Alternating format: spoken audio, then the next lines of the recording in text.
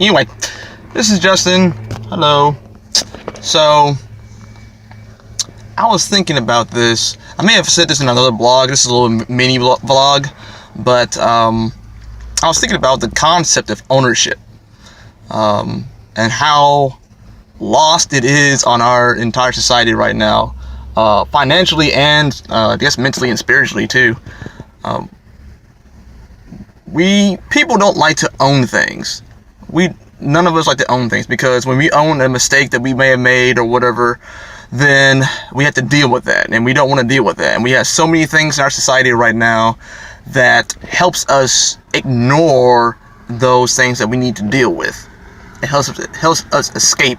We have so many escape mechanisms out there that we can't hardly do anything to deal with anything that's going to be actually challenging to deal with. So, but here's what happens when you don't own the mistakes that you have. When you don't own it, then you cannot change it, because it's not yours, right? You have to wait for the circumstance to get better or whatever it is around you in order for you to get past the thing that you need to really get past. So, if you made a mistake, it's the best thing to do is to really own it, because in that way you have control over the mistake. Now you have control over it. Now you can grasp it. Now you can say that, okay, here's what I'm doing wrong. Let me go ahead and turn this thing around. A personal example for me would be when I would always kind of lament and say, man, all these people keep on using me all the time and everything, and this, that, and the third.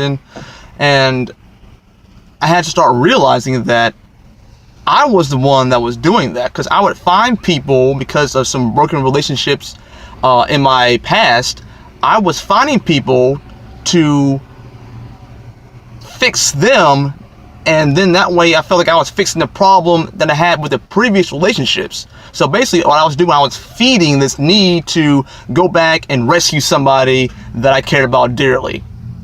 Now see, when I owned that, then I was able to turn that thing around. I wasn't able to be exploited anymore.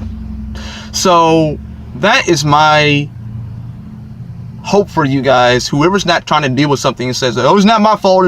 It's the government's fault. It's this fault. If they hadn't done this to me, then okay, yes, you can be a victim for a portion of time, but you do not stay that way, because if you stay that way, that issue will consume you and you won't get anywhere. So you will stay a victim. Do you really want to stay someone's victim? Do you really want to be a victim of circumstance? I don't think you do. I think you want control over the things that you are putting into your life and not be at the mercy of a whim here or a whim there. So, own something.